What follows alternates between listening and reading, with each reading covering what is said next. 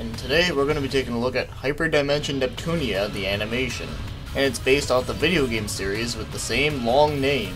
And I want to mention that this show is kind of similar to World War Blue, but only difference is that, well, it's finished, and also this show is based after a game where World War Blue was kind of its own thing.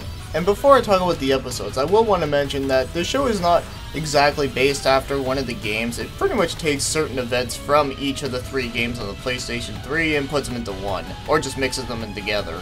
So either way, let's take a look at the story. So the story begins in a world called Game Industry, and in that world there is 4 goddesses, and they each rule a country. So there's Last Station, which is supposed to be PlayStation, and then there's Lean Box, which is supposed to be Xbox, and then there's Louie, which is supposed to be Nintendo. And then finally there's one more, but it's a made-up one called Planeptune, and the goddess of Planeptune is Neptune.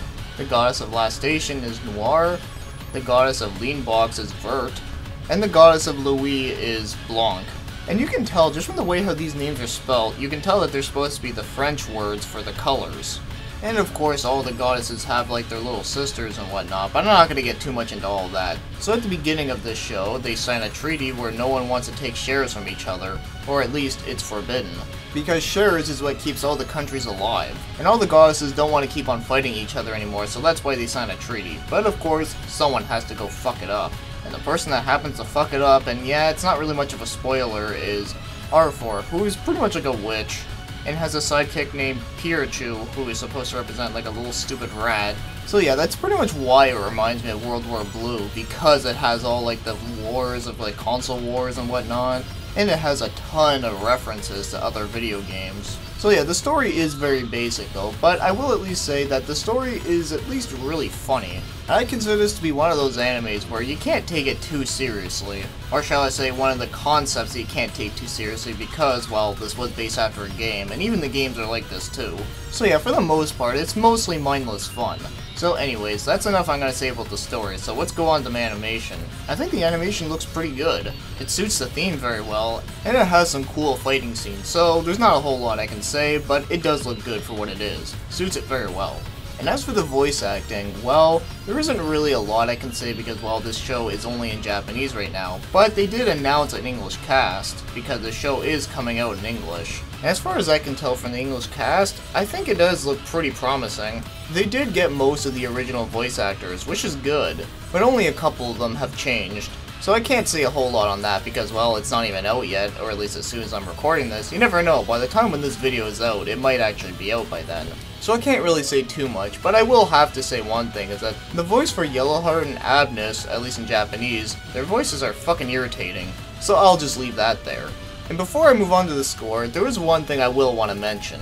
Now, there's a lot of people I've talked to that said that this anime, or this franchise in general, is like really terrible because it's over publicity of fan service. Now, I can understand someone not liking this for that reason, even though I think there isn't a whole lot of fan service in this, or at least not as much as you'd think.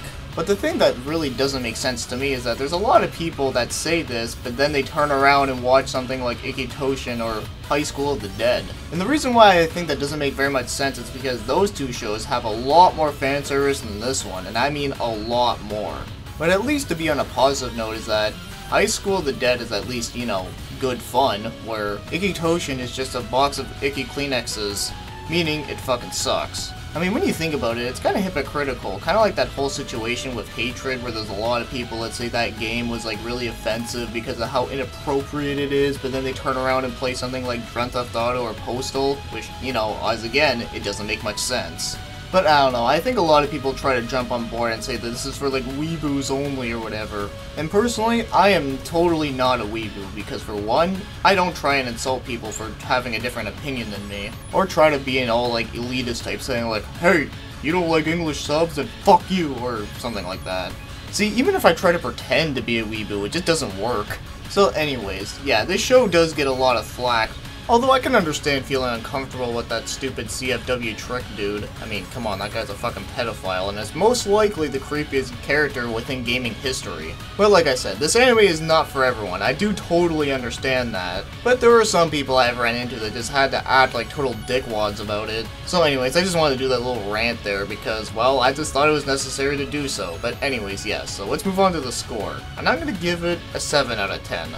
It's kind of like the Devil May Cry anime where it's just a lot of mindless fun, and it's just really funny. Even though this show is kind of hard to recommend to people, I will at least give it a 7 because I just think it's mindless fun that's pretty enjoyable for the most part. And it takes some of the concepts from the game pretty well, so I will at least say a 7 is a fair score. And see, if I was a fanboy, I would have given this like a 10 out of 10 just because it has boobs in it. But no, I'm not a fucking idiot here. I'm actually doing these reviews to be fair and to give you my opinion on them, and well, as I already said, I think a 7 is good as it is. Even though I think this show is mostly towards the fans of Neptunia, and well, I do like the second and third game. The first one is not that great, but I at least did give it a second chance. Or at least a series anyway. But I'll talk about those in a game review at some point, so anyways, yeah, we'll just leave it here.